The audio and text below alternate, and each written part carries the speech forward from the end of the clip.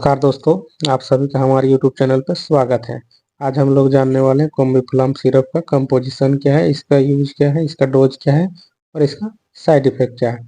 Combiflam syrup जो NSAID class की दवा है, जो कि इबुप्रोफेन एनाल्जेसिक प्लस एंटीपायरेटिक दोनों ही प्रॉपर्टी इस सिरप में पाया जाता है, जो कि दर्द और बुखार को ठीक करने के लिए प्रयोग में लाया जाता है। साथ ही जो पैरासीटामोल है, ये antipyretic plus analgesic plus inflammatory property इसमें पाया जाता है, जो कि मुख्य रूप से बुखार को ठीक करने और दर्द प्लस सूजन को ठीक करने के लिए इस सिरप को प्रयोग में लाया जाता है।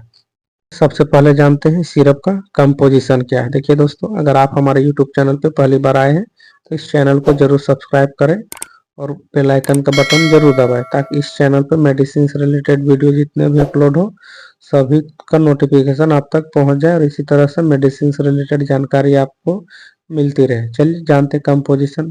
जो कि पहला कंपोजिशन है आइबुप्रोफेन 100 मिलीग्राम। उसके बाद जो सेकंड केमिकल है पैरासीटामोल 162.5 मिलीग्राम पर 5 ml। उसके बाद जानते हैं इसका सब। और इस सिरप का प्रयोग एज ए एनाल्जेसिक दर्द निवारक रूप में किया जाता है।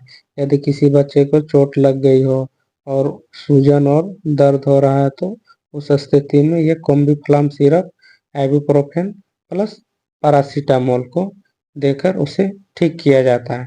जैसे कोई बच्चा का आँख में किसी प्रकार का चोट लग गई हो और आँख में किसी प्रकार का इन्फेक्शन हो गया, उससे दर्द हो रहा है। जैसे कान में किसी प्रकार का इन्फेक्शन हो गया जिसके कारण से दर्द हो रहा है, उस स्थिति में भी ये सिरप दी जाती है। साथ ही बच्चों को कॉमन समस्या देखी गई है, जो कि बच्चों को दांत निकलते हैं या पुराने दांत, दूध का जो दांत होता है वो झड़ते हैं और दांत में जैसे सूजन आ जाता है। उस कारण से बच्चा को बहुत समस्या का सामना करना पड़ता है। उस समय बच्चा बहुत रोता है। उस समय भी ये सिरप डॉक्टर द्वारा प्रिस्क्राइब की जाती है। और बच्चे को यदि फोड़ा फुंसी या किसी प्रकार का मुहासा हो गया है जिसमें पस जम गई हो और रेडनेस आ गया हो और वहाँ दर्द हो रहा है, तो उस स्थिति में भी ये दर्द और सूजन को ठीक करने के लिए डॉक्टर द्वारा ये सिरप दी जाती है। ओवरऑल बुखार तथा दर्द को ठीक करने के लिए ये सिरप दिया जाता है। किसी बच्चे का पेट दर्द हो तो ये पेट दर्द में कार्य नहीं करती है। पेट दर्द के अलावा सभी प्रकार के दर्द में ये सिरप काम करती है।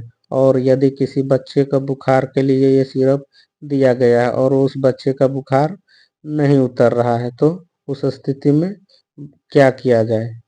तो उस समय बच्चे को सबसे पहले कोल्ड स्पॉन्ज का मतलब ठंडे पानी में एक सूती का कपड़ा भिगोना है और उनके सिर पर लगाना है और साथ ही पाँव और तलवे को मालिश करना है, ताकि उस समय थोड़ा बॉडी का जो टेम्परेचर बढ़ा हुआ है वो कम हो जाए।